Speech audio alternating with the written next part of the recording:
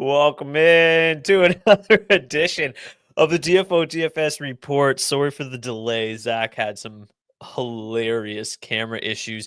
He might freeze in the middle of the show and and then just absolutely. Oh no! Did it happen? It already happened. I'm just messing with Oh, you. We're good now. that was so good. You were good at being frozen. If it freezes mid-show, honestly, Zach might just blow a gasket live on air. So it could be fun for the rest of us. Welcome in. We got a 5-game slate on tonight's hands. Oh man, you were a really good frozen person there. With 5-game slate on our hands, games are nice and spaced out. The NHL's finally learning. Let's get into tonight's goalies. We won't waste too much time. We're already late as normal. Alex Lyon back for the Detroit Red Wings. He gets to start against Sam Ersson for the Philadelphia Flyers. Jake Ottinger gets the nod for the Dallas Stars. Will be Joseph Woll for the Toronto Maple Leafs. Marc-Andre Fleury between the pipes for the Minnesota Wild as they host the Florida Panthers, who will go with Sergei Bobrovsky. Karel Vejmelka for the Utah Hockey Club up against Thatcher Demko. And then it'll be Lucas Dostal, most likely against Eric Comrie as the Jets come in on the second half of a back-to-back. So there's your 10 starting goalies for tonight. Let's get into tonight's slate. We'll start at the top of the Detroit Red Wings and the Philadelphia Flyers. The Red Wings are slight home favorites, implied total of 3.1, 3.0 for the Philadelphia Flyers.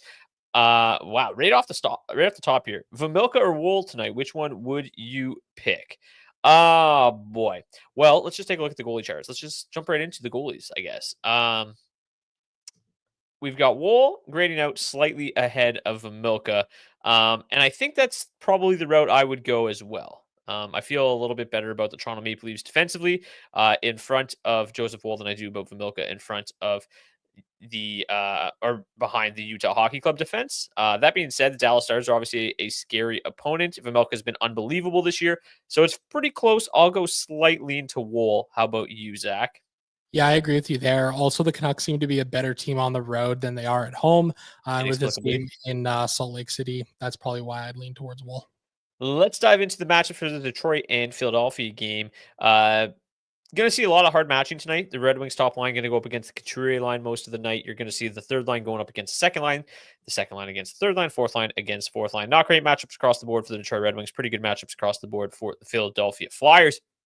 The Red Wings top line specifically has not been great defensively. The Red Wings continue to shuffle their lines as they search for just anything positive. They are coming off a strong performance against the Toronto Maple Leafs. See if they can carry over to tonight. Tarasenko, Larkin, Raymond on the top line. DeBrincat, Kopp, Kane on the second line. Rasmussen, Comfort, Mott.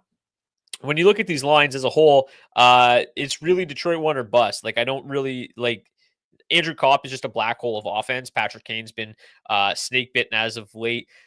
DeBrincat's had a pretty good year. The third line just has no offense whatsoever. So to me, it's basically Detroit one or bust from the Detroit side of things tonight. But Philadelphia looks like they're in an okay spot. Obviously, these top two lines have really, really good matchups. They've been pretty good, right? This entire top, all four lines basically for the Philadelphia Flyers has been really, really solid offensively at 5v5. So they look like they're in a pretty good spot. Plus, you got Scott Laughton. He's coming off a 4-goal game the last time these two teams played. And Scott Laughton has one of the craziest splits, doesn't score against basically anybody, but for whatever reason against the Detroit Red Wings, he's an absolute killer. In his career, 13 goals in 20 games against the Detroit Red Wings. Does he have 13 goals against anybody else? He's 102. He had 13 goals all of last season. His career high is 18. So this guy just loves to score against the Detroit Red Wings. So just play Scott Laughton tonight, I guess. But yeah, to me, if you take a look at the big board here, you've got Philadelphia 1 grading out pretty well at number 5, Philadelphia 2 at 16, Philadelphia 3 at 20. So basically all of the Flyers are in play tonight. They all come in at kind of different price values as well. Top line at 15,400, the second line at 14,500, and then the third line at 8,100. Decent chunk of ownership coming in on Philadelphia tonight as well. Not as high as Detroit though. Philadelphia 1 a 10%, and then Philadelphia 2 is just not really owned at all, 4%. So yeah, the Flyer side of things looks kind of interesting tonight. What do you make of this game, Zach? The Detroit side looks really ugly. And you've also got Detroit 1 coming in as the second highest owned line on the slate behind only Winnipeg 1, which feels a little bit crazy to me. I talk about it. I like to play teams going up against the Flyers. So I do have some interest here in the top line for the Detroit Red Wings.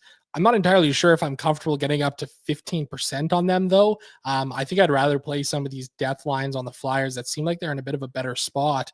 Try to fade a little bit of that Detroit one chalk. I think there's a reason to have interest. I mean, if there's going to be offense in this Detroit side, it's coming from that top line. I don't hate the idea of mixing in 5% Detroit too, which is, let's see where they are at in terms of ownership, 7% ownership on Detroit too. So a little bit is coming their way here tonight on this slate. But yeah, it looks pretty rough here for the Detroit Red Wings. I don't really know if they're a team that I would really feel comfortable at all playing like on a much bigger slate. But I think, given that it is a smaller slate here tonight, I think I'll have some Detroit one. I just don't know if I can get there to the field, to be totally honest with you. Yeah, I think it's going to be tough to get up there all the way, 15%. Like they grade out 17th best overall. I've mentioned this before, but if you're new to the show, the raw projections and the charts kind of work a little bit differently to give you kind of two different looks. Like the raw projections would be more similar to what you'd find at other resources out there. And Detroit one does grade out pretty well in terms of raw projections, fifth best or sixth best. And then in terms of like raw value, they're up there as well. So you can kind of see why they are seeing some ownership tonight. But even still, like, to be the second highest owned line in the slate, they're not grading out that amazingly. And it's not like this matchup is that great. The Flyers at 5v5 are obviously a pretty good team. The problem with them and really kind of targeting them heavily is that their power play is just absolute trash. 32nd in the league. They've basically been 32nd all year. The Red Wings PKs struggled though, so it is a spot obviously where the Flyers power play could have success randomly. But this game as a whole doesn't really feel that great to me. And honestly, this slate as a whole feels mostly fairly like low scoring games. So if they're all low scoring, it is what it is. But I definitely feel like getting to the Flyers tonight is fine. This top line, as I mentioned, is going to be the highest owned of the bunch. But Philly too, man, they're kind of sneaky. Seeing how low their ownership is, they come in 16th best. They actually grade out ahead of Detroit one, and they're only seeing 4% ownership. Morgan Frost, Matvei Mishkov, who's been just splendid, and then Owen Tippett down to $5,000. He's struggled this year, but this is a line that's got some offensive chops at very low ownership in a really, really nice matchup here. They're going to see a lot of Detroit 3 tonight. Detroit 3, really, really poor defensive metrics across the board. Really no offensive metrics to speak of either. So Philly 2 should have success in that matchup. Do you have interest there, or are you mostly staying away from this game? No, I've got interest in this Philadelphia side for sure. I mean, I think the top line's in a great spot here. Joel Farabee, Sean Couturier, Travis Konechny, $15,400. I talk about how usually on a bigger slate, I'm comfortable leaving Couturier off of Philadelphia one stacks. Tonight, that's not going to be the case for me. He loves to play it against the Detroit Red Wings. 8 goals, 19 points in 25 career games. So I'm comfortable full stacking this Philadelphia one line. Don't mind the idea of some mini stacks with them either. And I'm going to be over the field on both the second and third lines here, who I think are in really solid spots as well. One thing that I do in my own spreadsheet that I built for myself is I kind of combine matchup score and line stats to get an idea of just some raw numbers that way. Philadelphia 3 grades out the best when you combine those two numbers together. So I think they're in an interesting spot here tonight too. Bobby Brink, I've liked him this season. I've played him at times. 1.0 goals per hour of ice time. So he generates a fair amount of quality looks. Solid floor with 7.3 shots on goal per hour of ice time. I think if you're dumpster diving, I don't mind that option there whatsoever on Philadelphia 3. They should have a pretty solid matchup, seeing most of their ice time against the second line for the Detroit Red Wings, who struggled defensively like the Red Wings top 9 lines do as a whole. So yeah, I've got interest in this Philadelphia side. I think their second line's in a great spot here tonight as well. Probably going to be over the field for sure on this Philadelphia team tonight.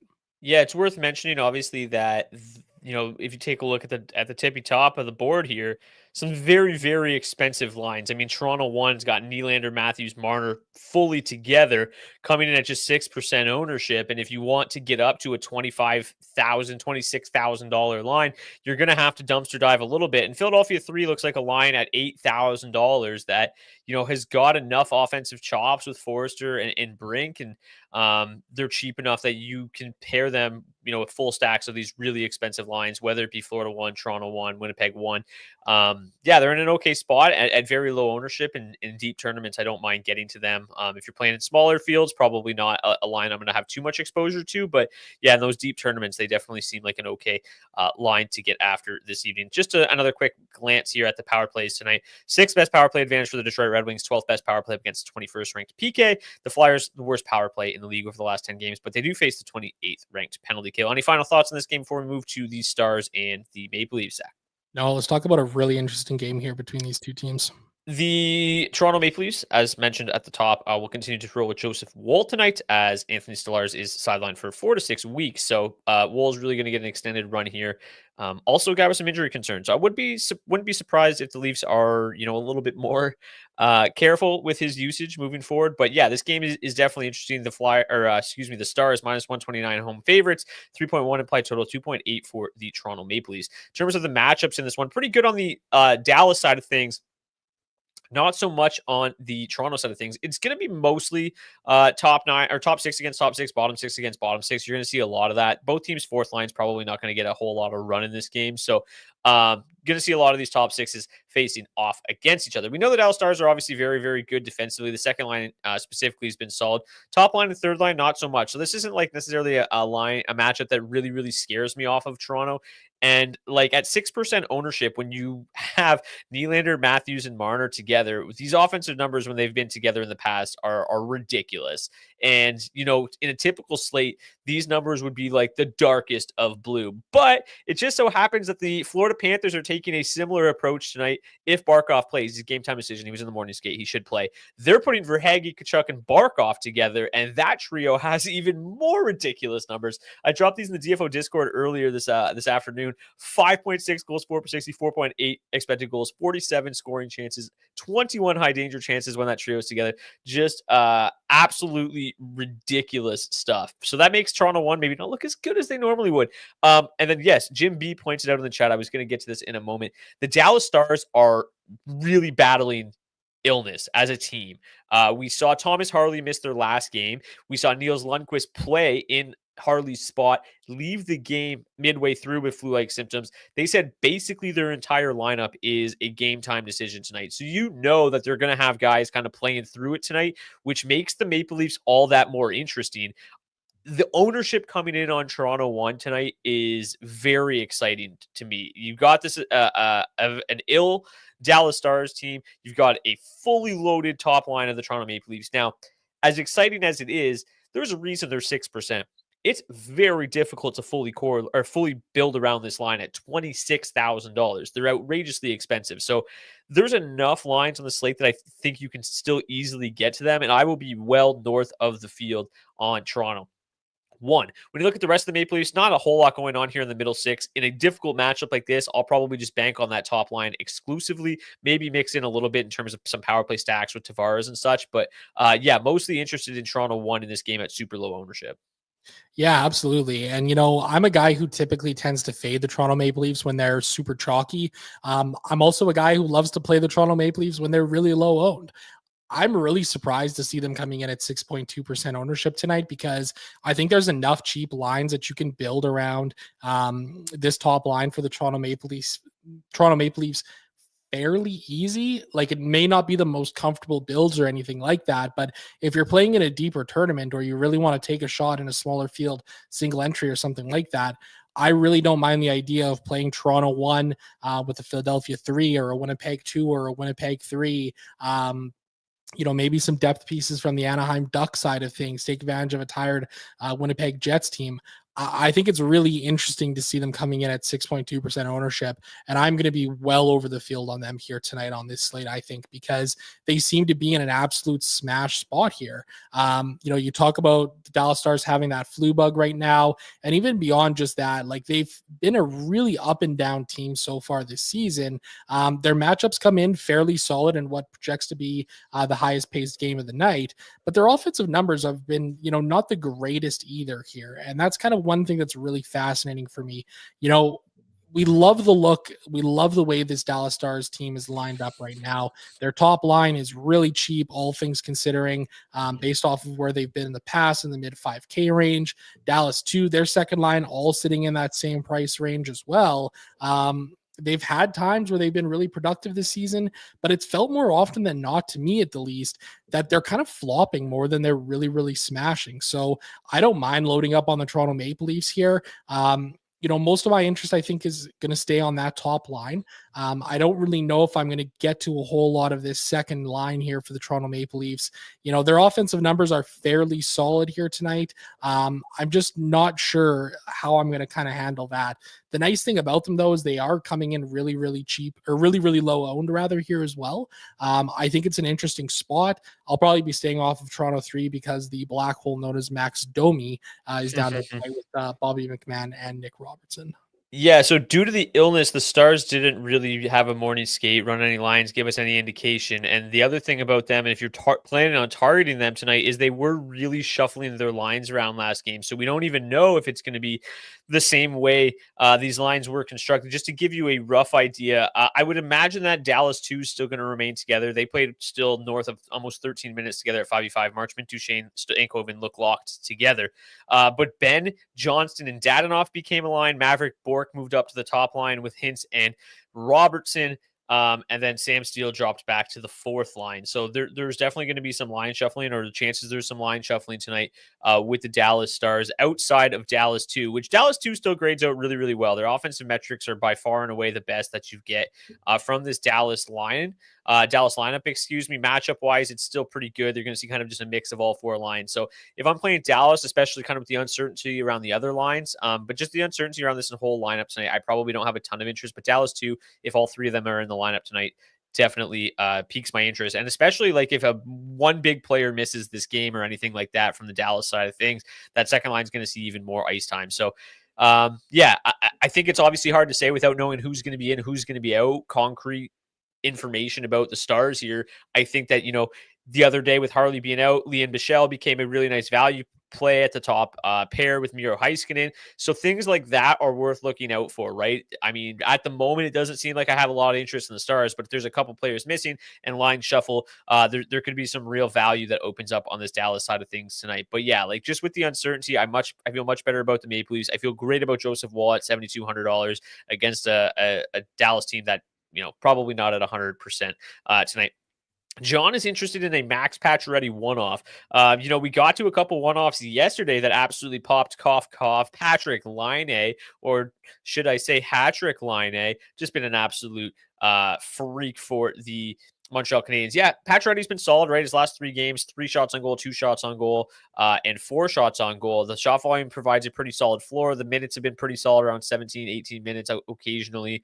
I don't love Toronto 2, but yeah, I don't think that Pacioretty at pretty reasonable price. Was he $3,600?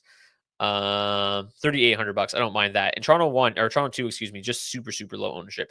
Okay. The power play tonight. Sorry, somebody mentioned the Buffalo Sabres. I had the Buffalo Sabres in the brain. Buffalo pain continues. That game was hilarious, man.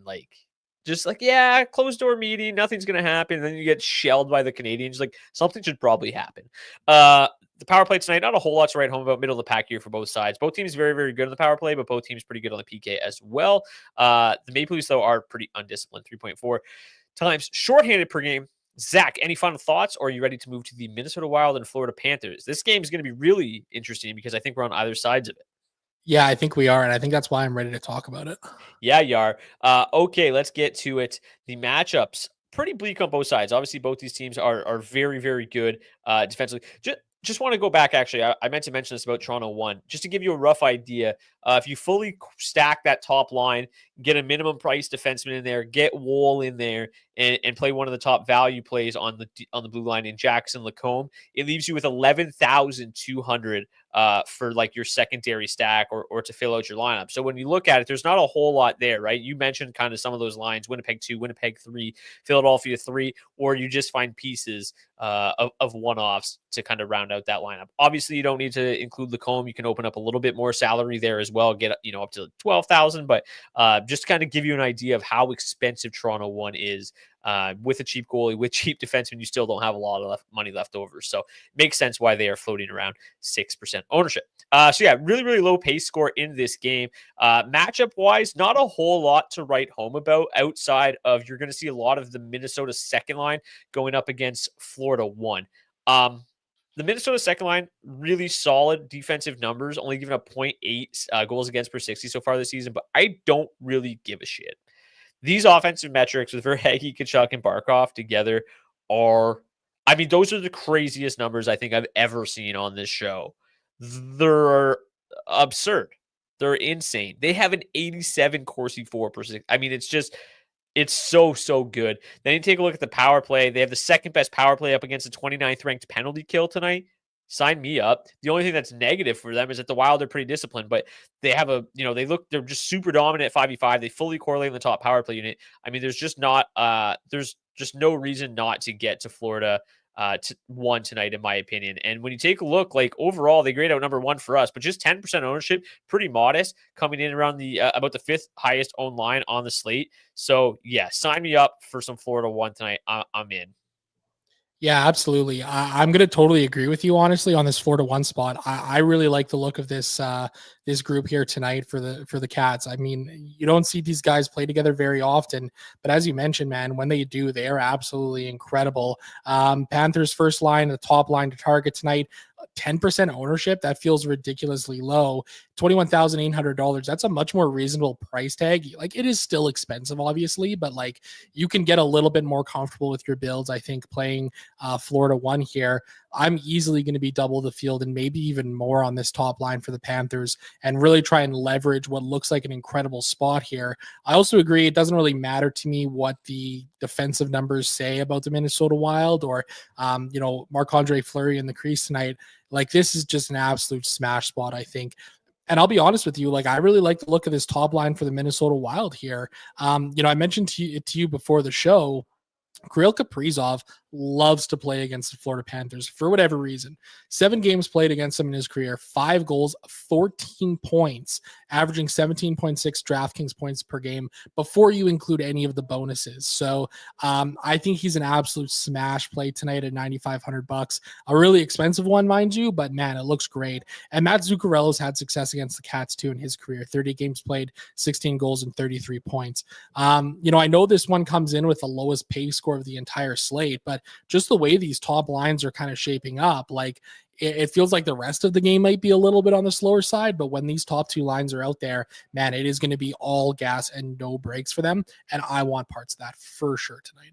Yeah, Minnesota continues to play very, very well. Like overall, their offensive numbers are still, fairly pedestrian as a whole, but the top line obviously does a lot of the heavy lifting. Kaprizov's just been unbelievable. And the Panthers certainly have not been immune to giving up goals. Like, if you take a look at their last kind of 7 or 8 games here, 5 goals, 3 goals, 4 goals against in their last 3. Then they had a couple of nice performances against the Seattle Kraken and the San Jose Sharks. Woohoo. Then prior to that, 5 goals and 5 goals against in their 2 previous games. So they've given up at least 3 goals in 5 of their last 7 games. So it's definitely a team that's pretty gettable at the moment. And yeah, that Minnesota top line is really going to be the one that continues to do a lot of the heavy lifting. The matchup, obviously not great. They're going to see kind of a mix of the bottom 9 here for the Panthers. Obviously, they're pretty good defensively, but they should have no problem producing offense tonight. Obviously, they play a ton as well, projected for about 32% of the 5v5 ice time. Power play doesn't look nearly as good as the Panthers, though. So a lot more of my interest coming in on the Florida side of things tonight. But yeah, I don't mind getting to Minnesota 1. They grade out 4th best overall at 19,100. Rossi continues to be a nice value at 4,700. Even Zuccarello at 4,900. I mean, that is much cheaper than we're used to seeing Matt Zuccarello. So that price tag is pretty good on them tonight. Any interest in any of the depth pieces here tonight in this one? Like, obviously, Sam Bennett is out. I forgot to mention that Sam Bennett is out for the Florida Panthers. He's ill. So Luostarinen and Lindell Reinhart stick together. Their numbers together are hilarious because they literally do nothing, but like Reinhart just scores from the goal line or does something crazy, bounces off Stuart Skinner's head. And they have scored 4.5 goals for per 60. So like, obviously there's something there. I don't mind Reinhart as a one-off probably tonight. Just because of how good that power play looks this evening, but I don't really feel like I need to full stack Lindell, Luostarinen, and Reinhart. So Reinhart just 2.1%. I think that's pretty interesting as a one-off play if you can afford an $8,000 one-off. From the Minnesota side of things, like the second line going head-to-head with Barkov takes me off of them, so I'm probably not going to get to too much Hartman, Boldy this evening, but they are projected for quite a bit of ownership. Hartman at 12%, Boldy at 9%. Are you interested in that line going up against Florida 1 tonight? Yeah, I've got some interest. I definitely do. And I think the reason for that is like you're getting really good floors from Ryan Hartman and Matt Boldy.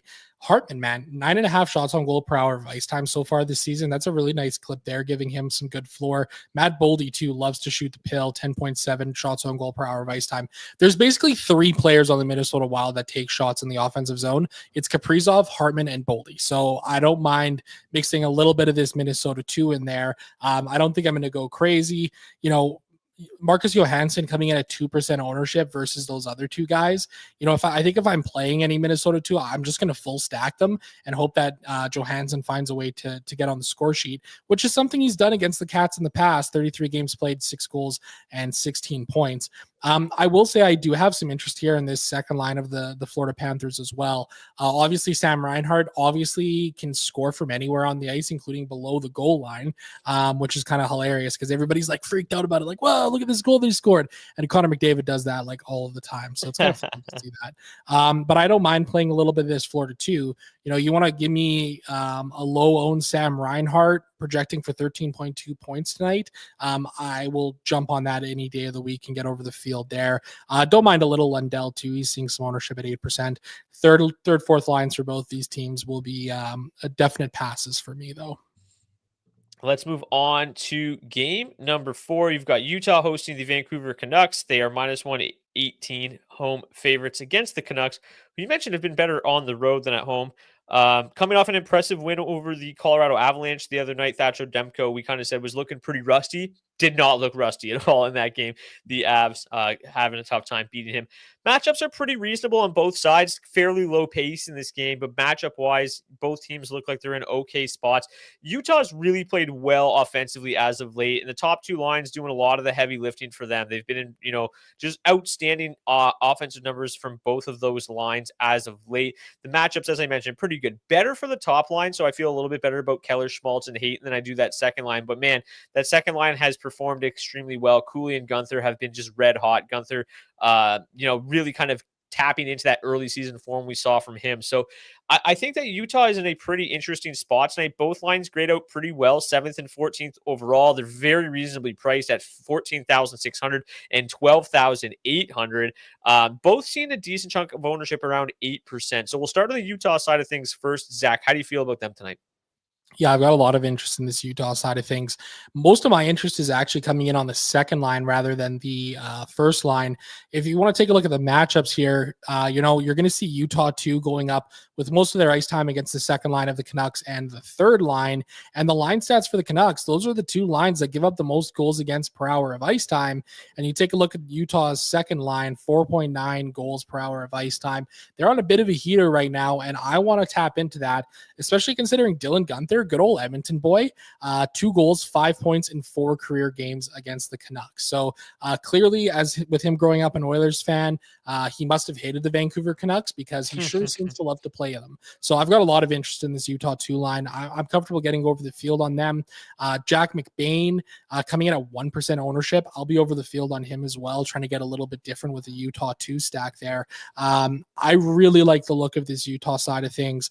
I've got some interest in this top line as well, 7.3% ownership as a full stack. As you mentioned, they've been solid offensively as of late as well. So a lot of interest in this Utah side of things. No thanks on the third and fourth lines here for this Utah side. Although, maybe I'll punt off on a Utah 4 tonight. Get a little freaky in a lineup or two and see if they can find the back of the net, which they've done a lot of lately. 5.6 goals for per hour of ice time. The Canucks side of things, it just feels gross. I don't really know how much I can get there tonight. The top line for the Canucks grading out as the 11th best line on the entire slate. The offense is just seemingly completely dried up for this Canucks top 6 right now. I just don't really have much interest there at all. They're not seeing a whole lot of ownership. I guess it's a fairly okay matchup going up against Karel Vejmelka, who's been good this year, but he's shown at times that he can really blow up. It's worth noting he sucked against the Canucks in his career. 4 games played, 0 wins, 5.08 goals against average, and an 822 save percentage. Maybe I just talked myself into playing a little bit of the Vancouver Canucks side of things tonight.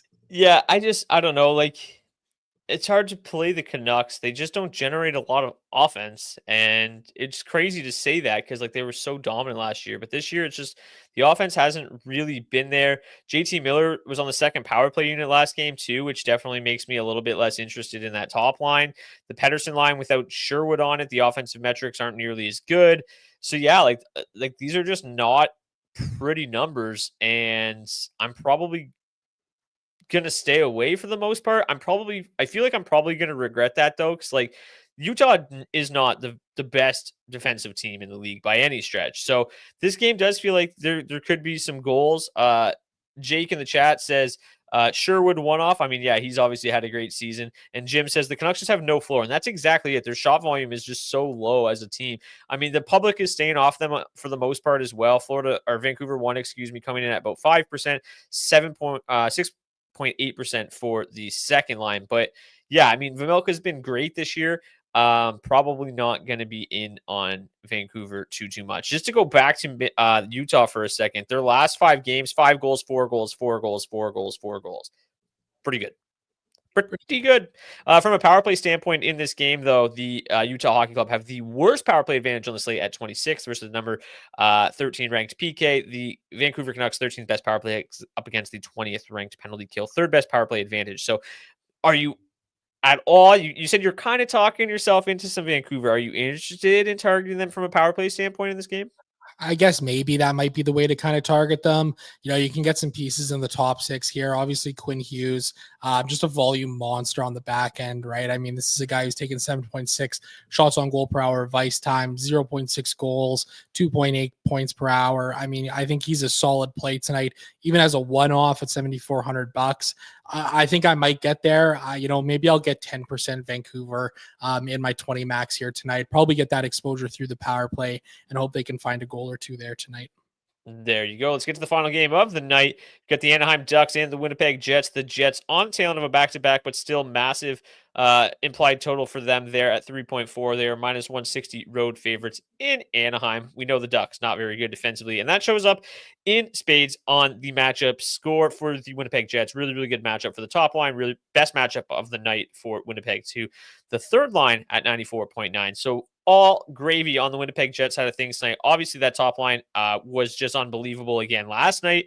They come in looking really, really good again tonight. The underlying metrics are just okay. They're just a very solid offensive line at 5v5. They score at a very reasonable rate. Where they do a lot of damage is on the power play, and they are in a wonderful power play spot again tonight. The number 1 ranked power play score of the night. They have the 6th best power play up against the 31st ranked PK. So yeah, that Winnipeg top line fully correlated on the top power play unit. Pretty good spot on at 5v5 as well. Winnipeg 1 looks like they are in an outstanding spot again tonight at $20,200 to full stack. They are coming in as far and away the highest owned line on the slate at 19.4%. But on just a 5-game slate, it still feels like it's pretty easy to get, over the ownership there of Winnipeg 1 at just 19%. So what are you doing here? Let's start with Winnipeg 1. Yeah, love Winnipeg 1 here tonight. Their power play correlation is tremendous. They look to be in an excellent spot there. So that's a big reason why I've got a lot of interest in them, as well as Josh Morrissey on the blue line, $6,300, coming in as the second best value play on the entire slate. Only 8.5% ownership on him.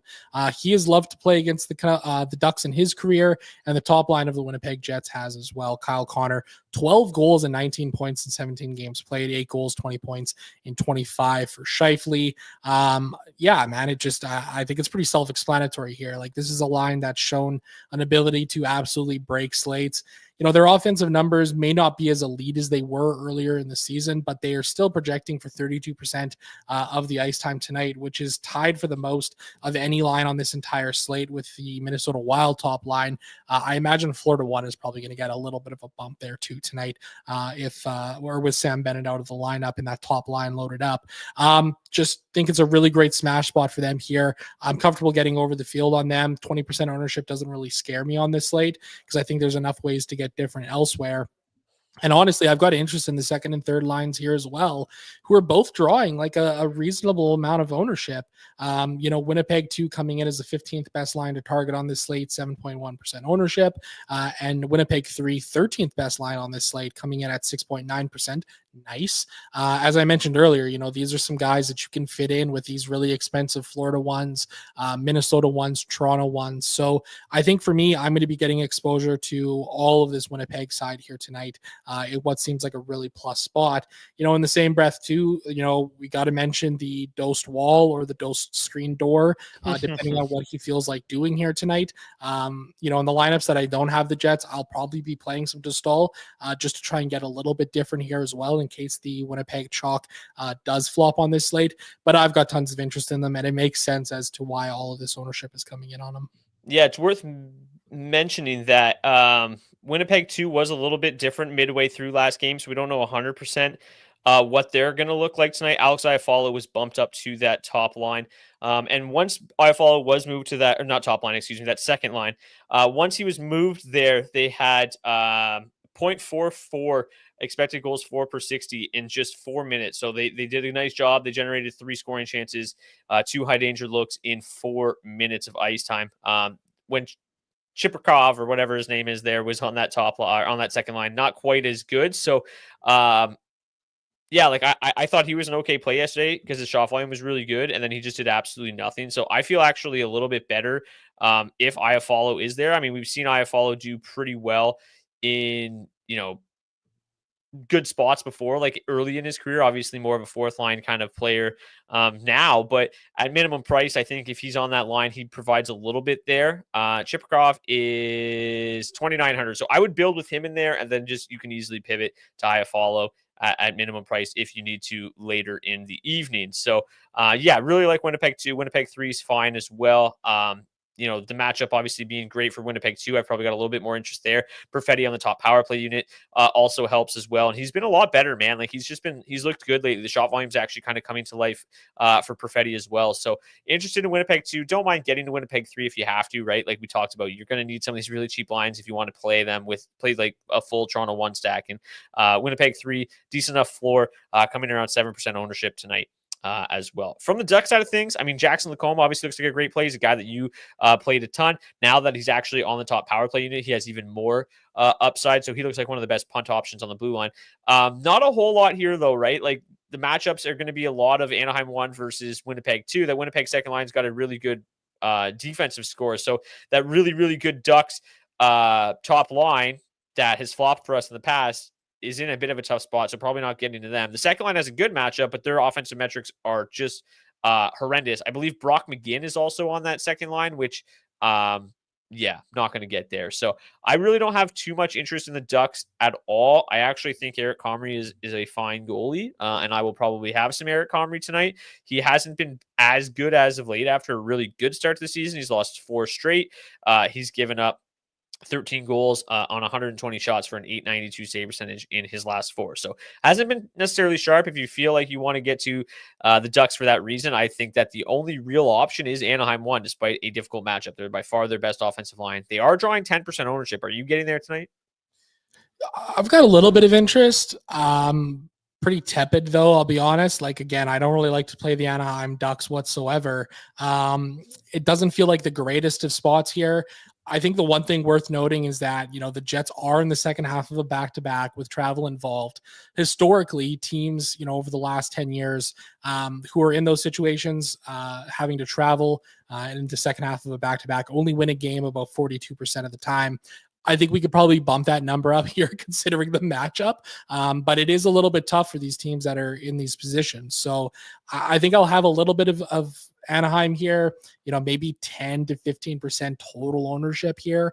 I don't mind the top line here. I think it's kind of the way to go, to be totally honest. Frank Vetrano, volume god, 11.2 shots on goal per hour of ice time. I, for one, am kind of shocked that you're not willing to play $2,600 Brock McGinn. Great first name. Terrific first name. 5.5 shots per hour of ice time.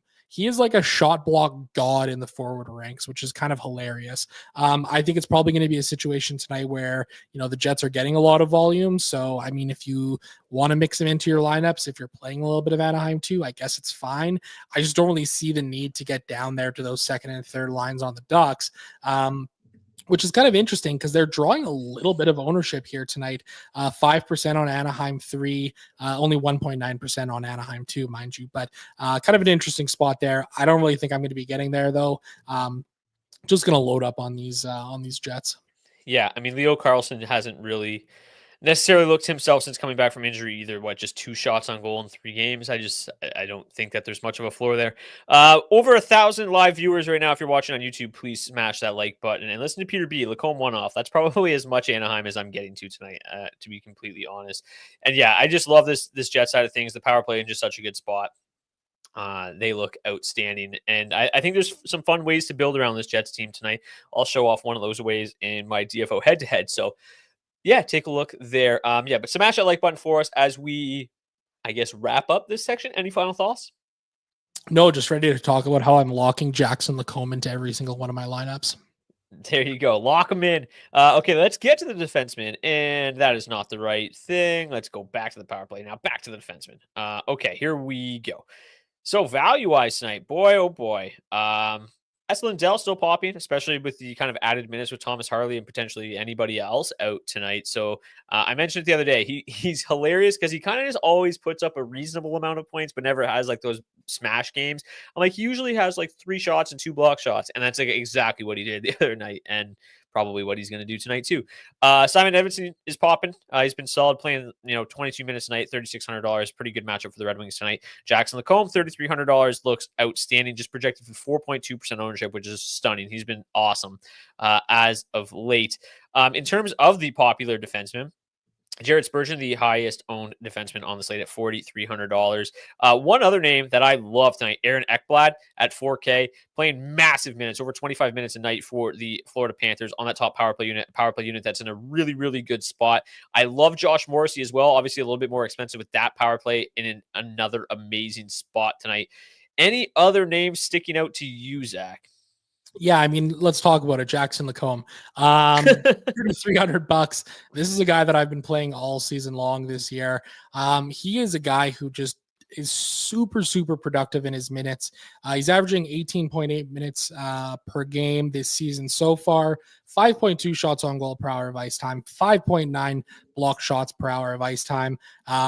He's the 4th most productive player when you combine those 2 numbers together. So it seems like a great spot for him here.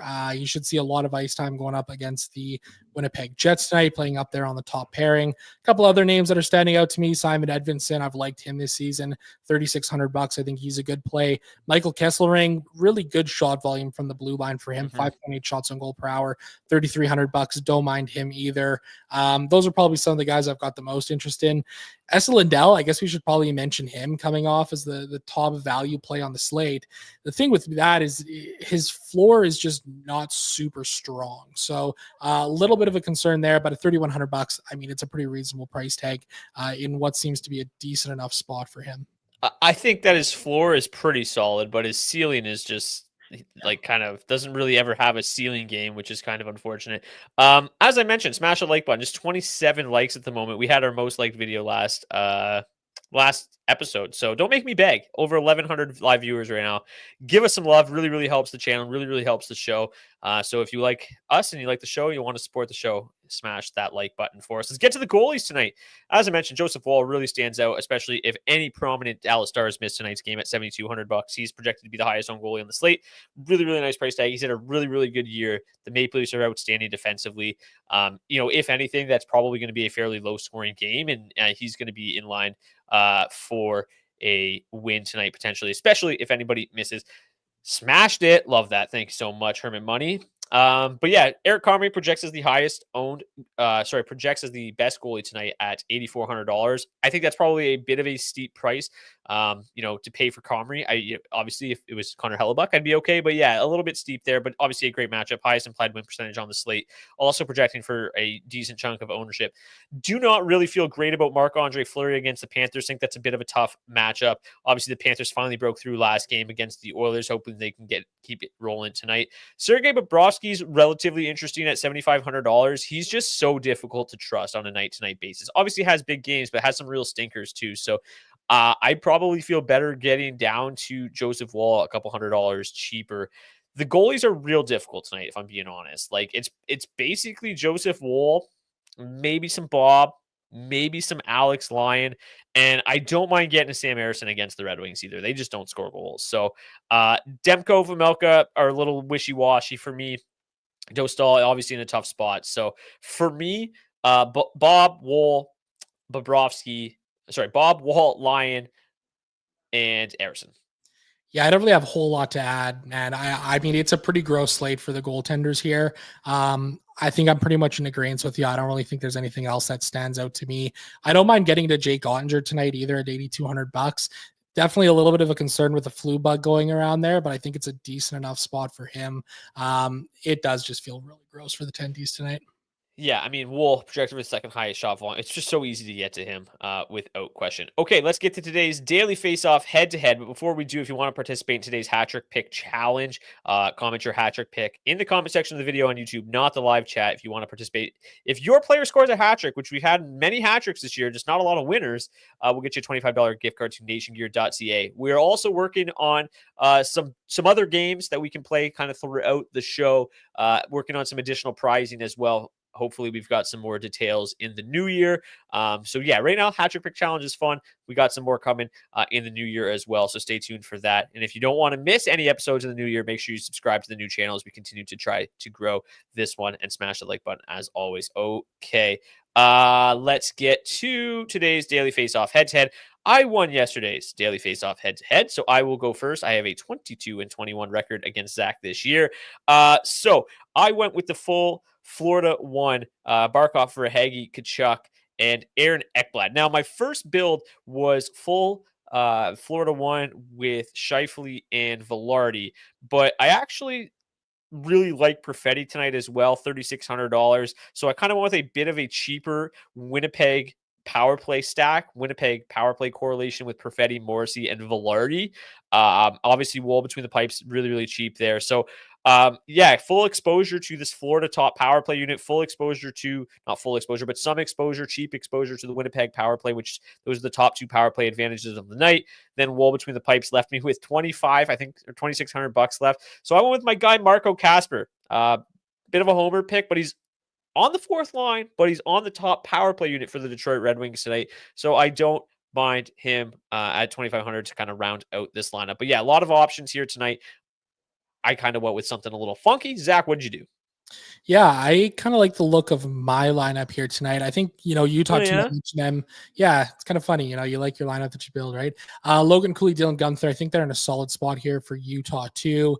I wanted to get some of this Minnesota one. I think it's going to be a really exciting game. We're going to be going head to head here in this one, big on big. I got Marco Rossi and Kirill Kaprizov. Kyle Connor as a one-off, so I'm hoping that he scores all of the goals and the guys that you have from Winnipeg get the assists or just aren't involved in the offense. And then a couple of one-off plays here, or a few one-off plays rather. Joel Farabee at $3,700. Just a great floor from him. I think he's in a solid spot here on Philadelphia 1. Jackson Lacombe, my boy, $3,300. Leon Bichelle scored a goal. It was a nice little pivot option the last game for the Dallas Stars. And then Joseph Woll in the crease tonight as well for me. Don't mind the negative correlation of Bichelle and Woll there. I think you're fine to have punt defensemen going up against your goaltender.